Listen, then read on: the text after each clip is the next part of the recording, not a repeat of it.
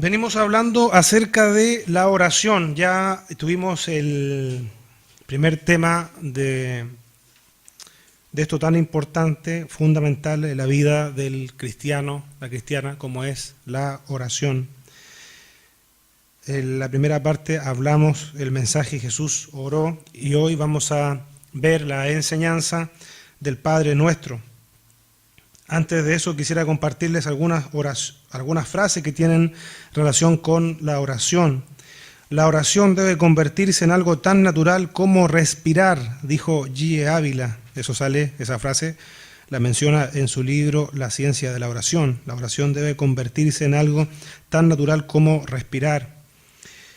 Donde quiera que Dios haya un corazón que ora, este corazón hallará un Dios que escucha la oración, dijo el autor reconocido del comentario bíblico que lleva su mismo nombre, Matthew Henry. Otra frase dice: el que se arrodilla ante Dios sabrá estar en pie ante cualquier situación difícil. La importancia que tiene poder postrarnos en oración al Señor, reconocer al Señor. El que peca cesa de orar, y el que ora cesa de pecar. Debemos orar para aprender a orar. Cuando los discípulos piden a Jesús que les enseñe a orar, momentos antes Jesús, ¿se acuerdan lo que estaba haciendo? Antes que los discípulos les digan a Jesús que le enseñan a orar, ¿se recuerda? Ya lo vimos ya.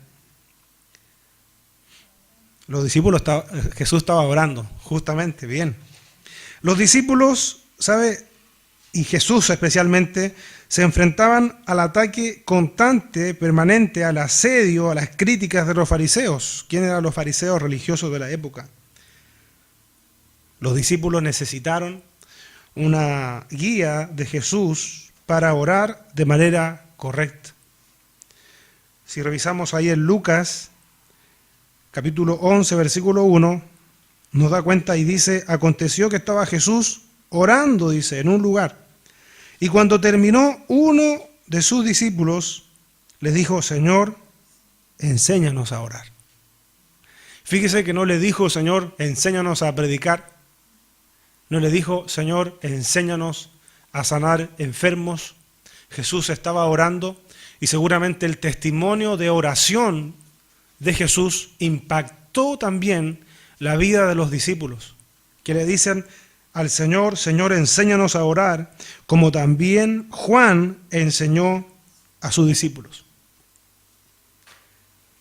Luego de entregar algunas instrucciones que usted va a revisar ahí en Mateo 6, de cómo se debía hacer a la hora de orar, eso también lo vamos a ver más adelante, Jesús entrega lo que se considera la oración modelo, que tiene varios aspectos que son importantes destacarlos, revisarlos.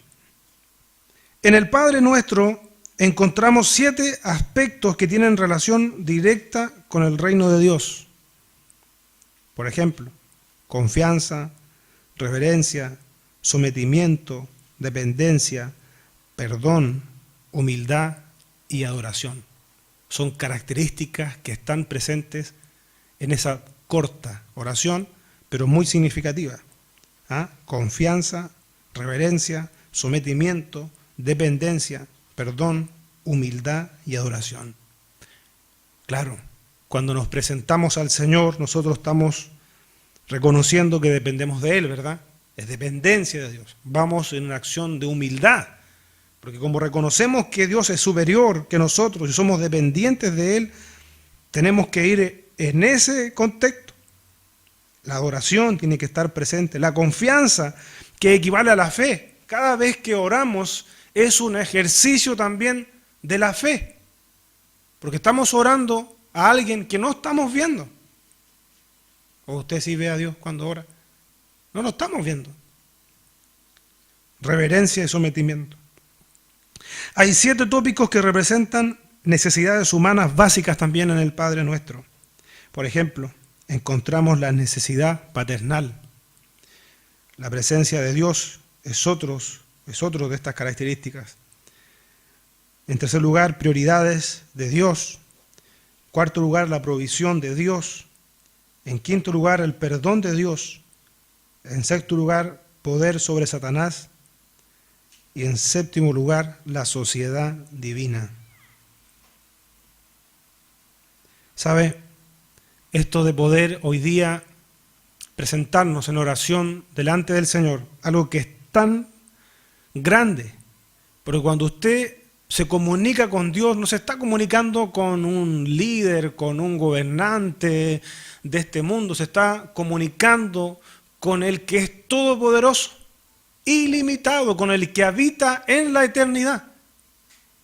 Dios quiere escuchar nuestra oración, por eso dejó esa vía de comunicación. Como decimos nosotros, o como se dice, tenemos muchas formas, Dios tiene muchas formas de comunicarse con nosotros, muchísimas formas, pero nosotros solamente nos fue dejada una sola, que es la oración.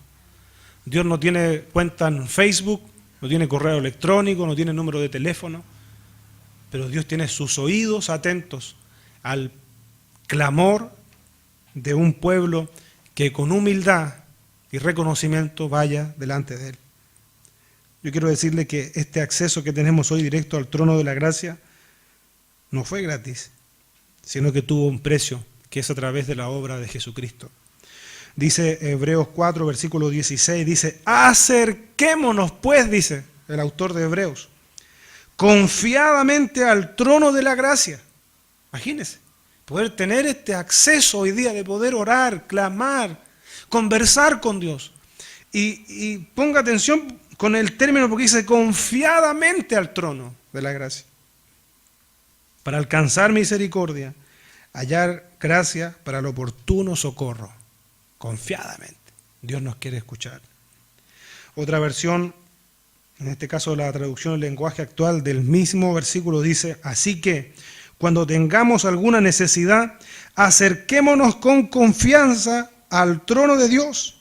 Él nos ayudará porque es bueno y nos ama. O sea, es una llamada sin cargo para nosotros, sin un costo para nosotros, pero tuvo un costo. El hecho de tener hoy día la ruta disponible, abierta, para orar al Señor. Y en Mateo 6, desde el versículo 9, nosotros encontramos que Jesús enseña a orar a sus discípulos. Es la oración modelo. Hay aspectos que usted y yo tenemos que replicar en nuestras oraciones. No es que tengamos que siempre orar lo mismo, como lo hacen por ahí, que lo acompañan también de algún elemento y oran, lo repiten, no. Porque también habló Jesús de las repeticiones, de las vanas repeticiones. Parte el Señor diciendo y dice, el versículo 9 de Mateo 6 dice, vosotros, ¿a quién le está hablando? A nosotros, los discípulos, ¿no es cierto? Vosotros pues oraréis así. 2 puntos. Aquí viene la oración. Padre nuestro que estás en los cielos, santificado sea tu nombre. Mire que es muy grande esto. En primer lugar está, como decíamos, esta característica de la necesidad paternal. Padre nuestro. Ahora, este hecho de que nosotros podamos llamar Padre a Dios no fue automático. Usted y yo no nacimos, no llegamos a este mundo siendo hijos de Dios, ¿o sí? No, ¿por qué no? Ya. Claro, porque tuvimos que cumplir nosotros un requisito para poder ser adoptados en la familia de Dios y ser hijos de Dios. ¿Se acuerdan lo que dice Juan 1:12? ¿Ve? Más a todos los que le recibieron, ahí están las condiciones, recibir y creer, les dio potestad de ser hechos hijos de Dios. De otra forma no. O sea, usted y yo recién llegamos a ser hijos de Dios a través de Jesucristo. Y nosotros fuimos adoptados más encima. Imagínense, somos hijos adoptados. Padre, cuando nosotros nos referimos, nos dirigimos a Dios como Padre, habla también de dependencia. Padre nuestro, Padre. Habla también de relación familiar, relación filial. Habla de cercanía. Usted no está hablando con un extraño. Usted está hablando con su Padre. Yo creo que todos nosotros, que Dios nos ha dado la bendición de tener nuestros padres, sabemos que a veces no había horario, o todavía, para poder comunicarle algo, no sé, saber cómo está, o comunicarle algo personal, especialmente cuando somos niños y da miedo, ¡buah!, directo. Algunos hasta íbamos a compartir en la cama, porque teníamos miedo. No había horario. Con el Señor es lo mismo. Vamos a ver más adelante la oración importuna que el Señor Jesús enseñó, que no tiene horario. El Señor está dispuesto a escucharlo. Recuerde entonces, usted y yo podemos dirigirnos acercadamente a este trono de la gracia y Dios como Padre, una relación de cercanía, dependencia. Ahora, las oraciones, fíjese, Padre. Por lo tanto, las oraciones no van dirigidas ni a Jesús ni al Espíritu Santo. Porque algunos claman al Espíritu Santo, otros claman a Jesús. Las oraciones, Jesús lo enseñó, las oraciones van dirigidas al Padre en el nombre de Jesús. ¿O no? Amén, ¿no es cierto? Usted quiere que eso lo demuestre bíblicamente. Juan 14:13. Juan 14:13 dice, y todo lo que pidiereis, ¿a quién? Exacto, al Padre en mi nombre, dice, lo haré para que el Padre sea glorificado en mí. Entonces las oraciones van dirigidas a Dios Padre en el nombre de Jesús. ¿Ve? Fíjese que dice Padre. No hay otro nombre, no hay otro apelativo. Jesús nunca dio otro nombre en particular de Dios. ¿Sabe por qué? Porque Dios no necesita nombre. Usted puede decir, pero bueno, los nombres que están en la Biblia, no es en realidad el nombre de Dios, son nombres que lo que hacen lo identifican, quieren decir algo. Por ejemplo, cuando vamos al Antiguo Testamento, a Éxodo, cuando Moisés se le entrega la misión de ir y libertar al pueblo, ¿qué es lo que hace Moisés? Bueno, ¿en nombre de quién voy a ir? ¿De parte de quién? ¿Y qué le dice el Señor? ¿Se acuerdan? Yo soy. Y vamos a encontrar en las Escrituras varios nombres del Señor. Jehová Jireh, Adonai, qué sé yo, pero en realidad no es el nombre. ¿Sabe por qué Dios no necesita nombre? Porque Dios es el único Dios verdadero. Dios es Dios. No necesita nombre Él. Dios es Dios. Y Jesús, usted lo va a ver en varias ocasiones, cuando Jesús oraba, Padre. Le dice Padre, Padre, Padre. Y aquí hay otra característica que Jesús le dice a los discípulos, Padre, y agrega nuestro. Porque nosotros para llegar a ser o a llamar a Dios Padre tuvimos que hacerlo a través de otra persona. Habla también de una comunidad. Padre nuestro. Se va a repetir también esta palabra más adelante en el Padre nuestro. Nosotros solamente recién a través de Jesucristo nosotros pudimos ser adoptados como hijos. Ahora es Padre nuestro.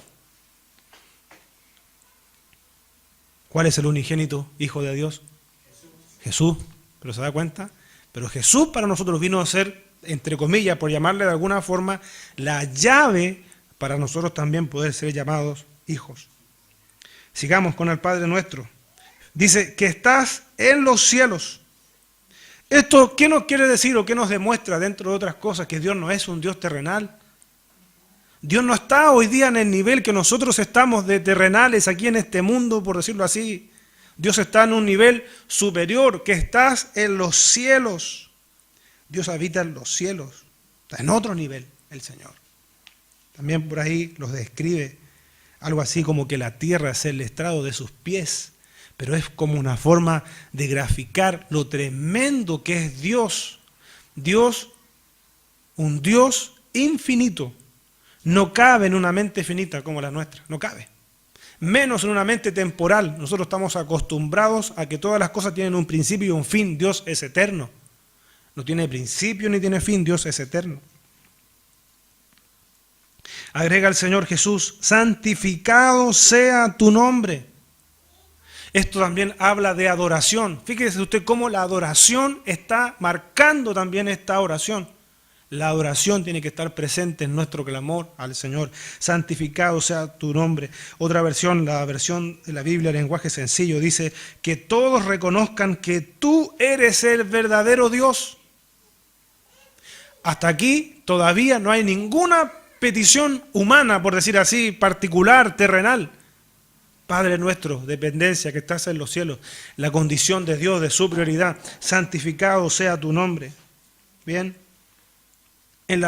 esto es adoración en la oración. Debemos adorar al Señor en espíritu y en verdad. Si el Señor dijo que ya la adoración no iba a estar remitida a cierto lugar cuando se encontró con la mujer samaritana, sino que se adoraría en todo lugar porque se iba a adorar en espíritu y en verdad. La oración, la verdadera oración al Señor, tiene que estar también marcada por la adoración. Jesús lo hizo. Jesús adoraba también en sus oraciones. Mateo 11:25 dice: en aquel tiempo, respondiendo Jesús, dijo: te alabo, Padre. Está adorando el Señor Jesús. Te alabo, Padre, Señor del cielo y la tierra. Mire, eso es adoración. La adoración tiene que estar presente en nuestra oración. A veces nuestra oración es pide. En el nombre de Jesús, amén. ¡Fua! Listo. Mire, te alabo, Padre, Señor del cielo y la tierra, porque escondiste estas cosas de los sabios y de los entendidos y las revelaste a los niños. Te alabo, Padre. Te alabo, Padre. Mire, Señor del cielo y de la tierra. ¿Lo está haciendo Jesús? Insisto, Jesús está diciendo esto. Y dice el versículo 26, estoy leyendo de Mateo 11. Padre, porque así te agradó. Sigamos, vamos al versículo 10. Venga tu reino. Y aquí llegamos a un punto conflictivo. Porque algunas corrientes enseñan que el reino de Dios se va a constituir ahora sobre esta generación. Y no es así. ¿O es así? Ahora, una cosa es el reino espiritual, ¿no es cierto?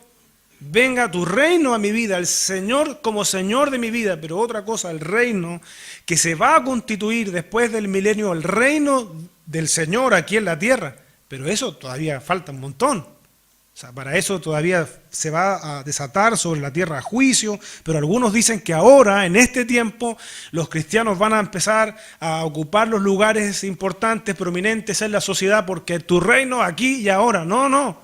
Jesús está orando para que el reino de Dios venga a nuestra vida.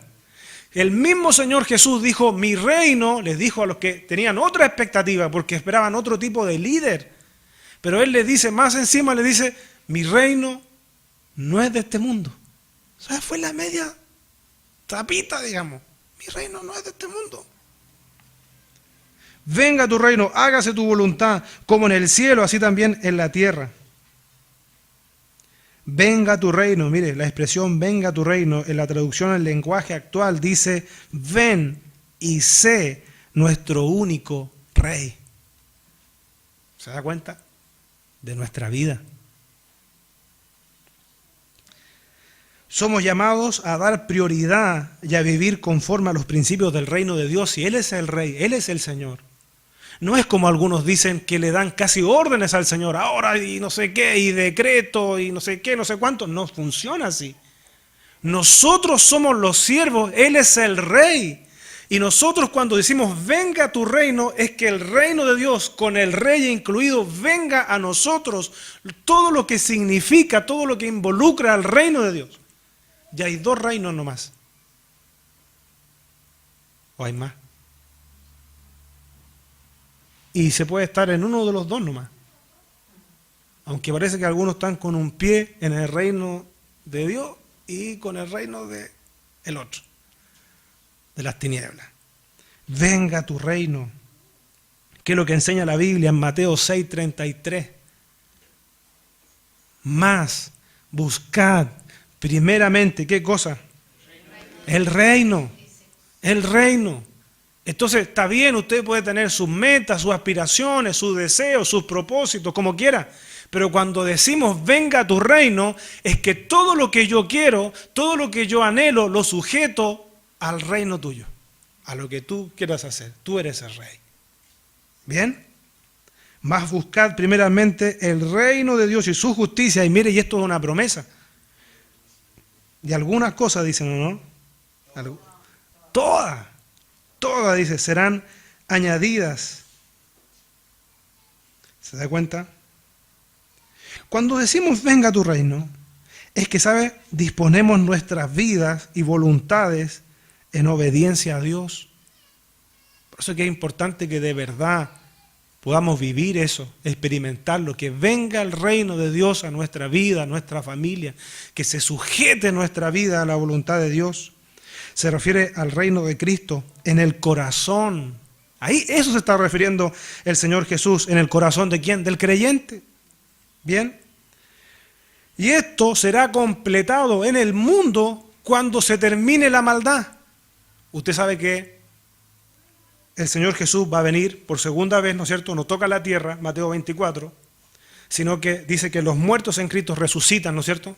En una señal evidente en el mundo. Por eso que yo creo que este rumor que está corriendo en estos días, que dicen, hablan de 4 días de oscuridad en agosto, yo creo que porque esta gente, los científicos conocen también de la Biblia, van a querer que cuando el Señor Jesús aparezca, porque habrán señales en el cielo y en la tierra, se va a oscurecer la tierra, ¿bien? Entonces seguramente esta gente se adelanta y dice, bueno, nosotros lo dijimos, esto no, en realidad no es lo que dicen ellos, pero va a ser innegable el suceso de la segunda venida del Señor Jesús, pero Jesús no toca tierra, los muertos en Cristo son levantados primero, ¿no es cierto? Esa es la primera resurrección, y la iglesia, los que estamos vivos, seremos levantados, dice, y nos encontraremos en el cielo con el Señor Jesucristo, ¿no es cierto?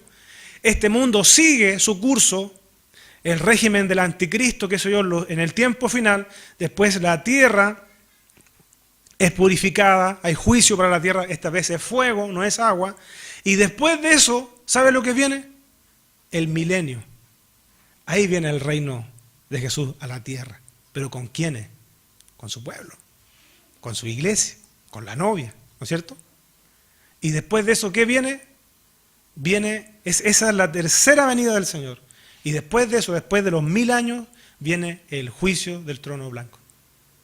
Que ahí viene la tercera o la segunda resurrección. Ahí resucitan todos los que quedaron, los que no resucitaron, para la segunda venida del Señor, resucitan ahí, pero son resucitados ¿para qué? Para la condenación eterna. ¿Bien? ¿Se da cuenta? Pero algunos quieren hoy día vender la idea de que el reino de Dios se va a constituir en este mundo así como está, y lo que va a pasar en este mundo así como está, el juicio para este mundo así como está, va a ser más serio que el juicio contra Sodoma y Gomorra. Este mundo no tiene vuelta atrás. Lo que está pasando con la moralidad, lo que está pasando con los principios, lo que está pasando en el mundo hoy en distintas áreas es sin vuelta. Es sin vuelta. Por eso hoy día lo que hay que hacer, hay que buscar al Señor, hay que buscar que en nuestro corazón se desarrolle el reino de Dios, que en otras personas se desarrolle, venga el reino de Dios. Pero yo le vuelvo a decir, no es una mirada pesimista, es lo que dice la Biblia. Jesús dijo, por haberse multiplicado la maldad, el amor de muchos se enfriará. Jesús dijo, así como en los días de Noé.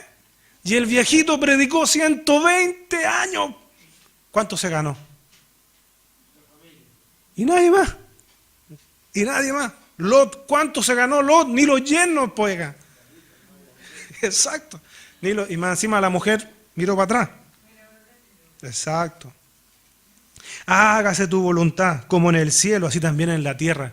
En el cielo hay una armonía.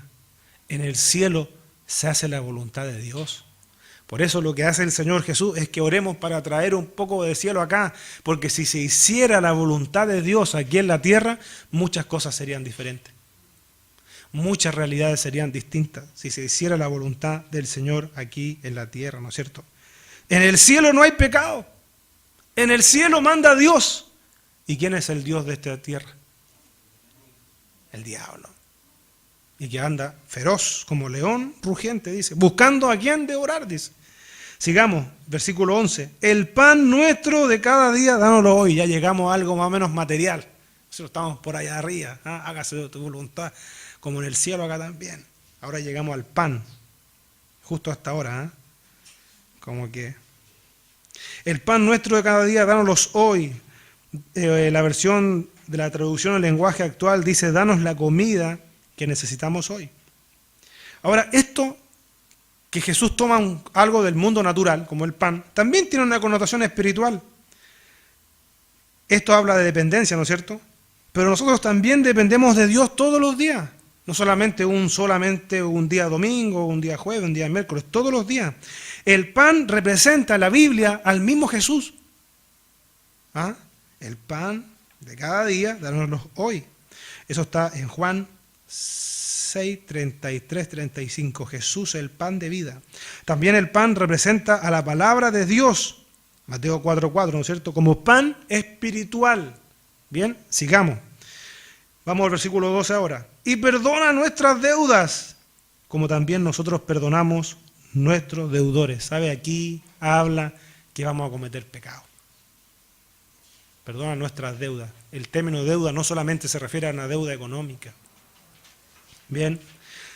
Otra versión dice, perdona el mal que hacemos, así como nosotros perdonamos a los que nos hacen mal. El perdón. Cuando usted y yo no perdonamos, limitamos el perdón de Dios para nosotros.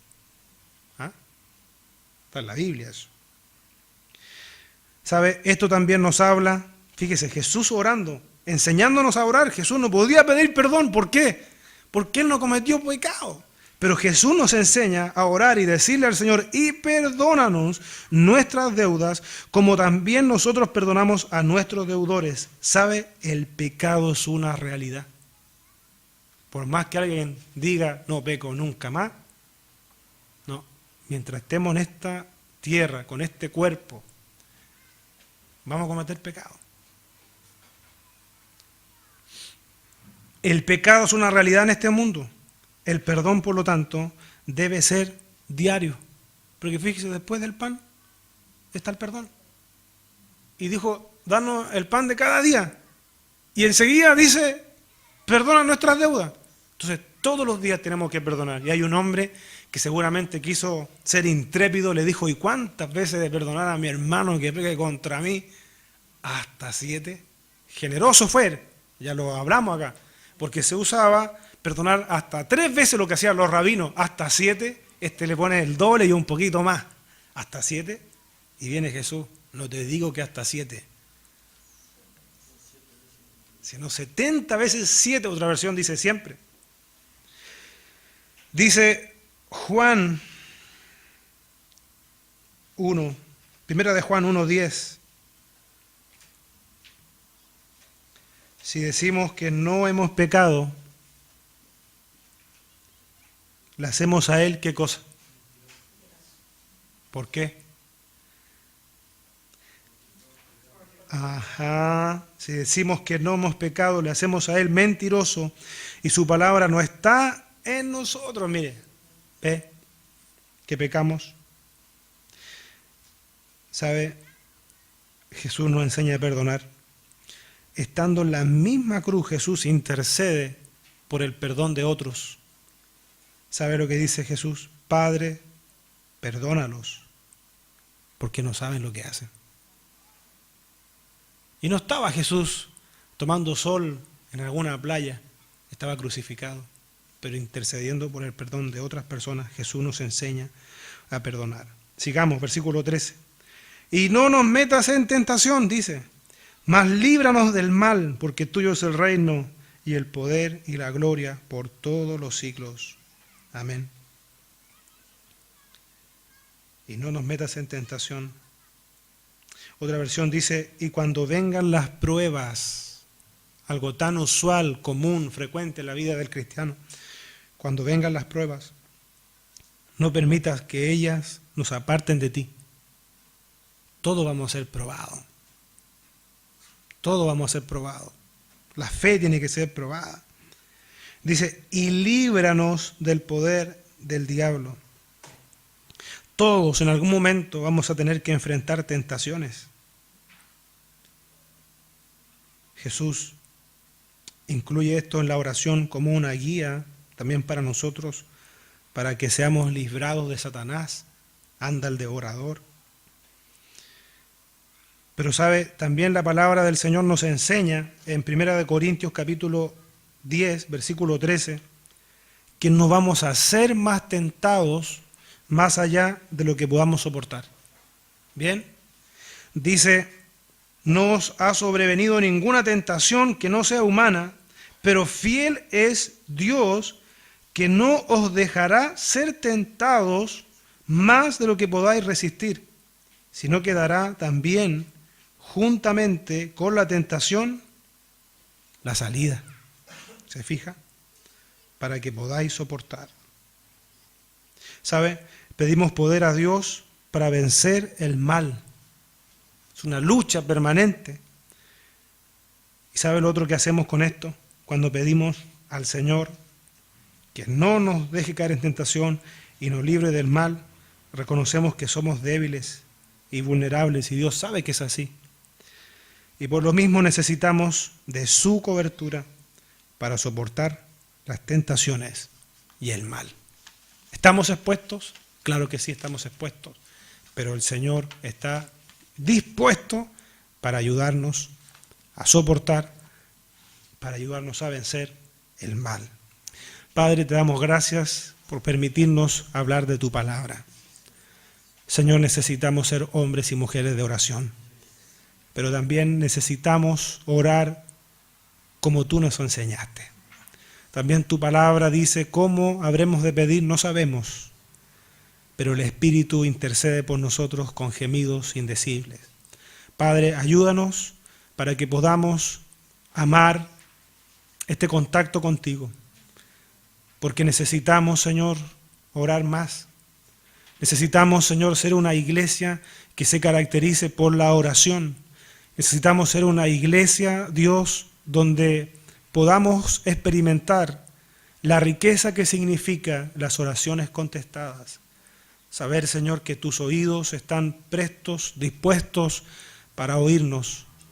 Cualquiera sea la situación que estemos viviendo, Señor, tú nos enseñas hoy que el acceso hacia ti está abierto y que podemos acercarnos a ti confiadamente. Padre, que podamos ser identificados como hombres y mujeres de oración. Te lo pido, Dios, en el nombre de Jesús. Amén.